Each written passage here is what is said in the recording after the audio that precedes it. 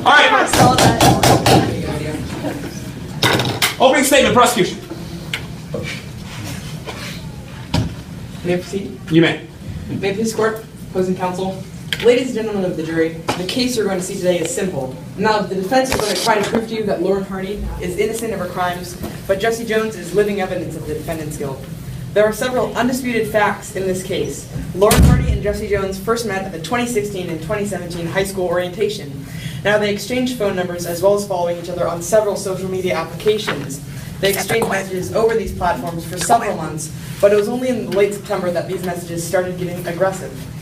Now, the school wireless connection blocks social media, but several of these messages were sent during school hours, which are from 8 o'clock to 2:50.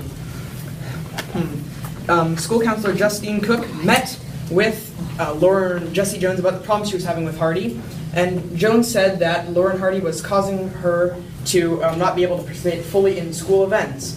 So Lauren Hardy has incurred enough trauma on Jesse Jones, and now Lauren Hardy will be held accountable. To help aid in your decision, the prosecution intends to call 3 witnesses to the stand. Each of them will offer a variety of testimony and evidence to help you.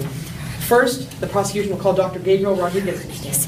Dr. Rodriguez will explain how she diagnosed Jesse Jones with PTSD, and as well as how Jones had to be placed into a special educational program because of the aftermath of Hardy's abuse.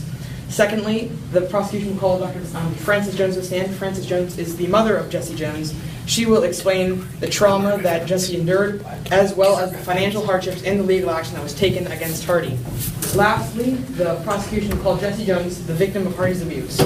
Jesse Jones will provide insightful details into the trauma she endured at the hands of Lauren Hardy. Now, today, the prosecution has charged Lauren Hardy with 3 crimes: intentional infliction of emotional distress, harassment, and intimidation. I ask you to now listen very carefully and look at your jury cards as I describe what the prosecution will prove so that you may find Lauren Hardy guilty of these crimes. To prove Lauren Hardy guilty of intentional infliction of emotional distress, the prosecution will prove the following: that Lauren Hardy intentionally inflicted emotional distress, either in person or through technology, and that a reasonable person would be distressed by this contact. To prove Lauren Hardy guilty of harassment, the prosecution will prove the following: that Lauren Hardy engaged in a course of action that caused Jesse Jones to be in reasonable fear of bodily injury, and that Lauren Hardy committed multiple offenses over a period of time. To prove Lauren Hardy guilty of intimidation, the prosecution will prove the following: that Lauren Hardy intentionally put Jesse Jones in fear of bodily injury, and that she intentionally and knowingly put Jesse Jones in fear of physical injury or harm. At the conclusion of today's trial, my co-counsel Colin Brown will come before you with a summary of what has occurred today.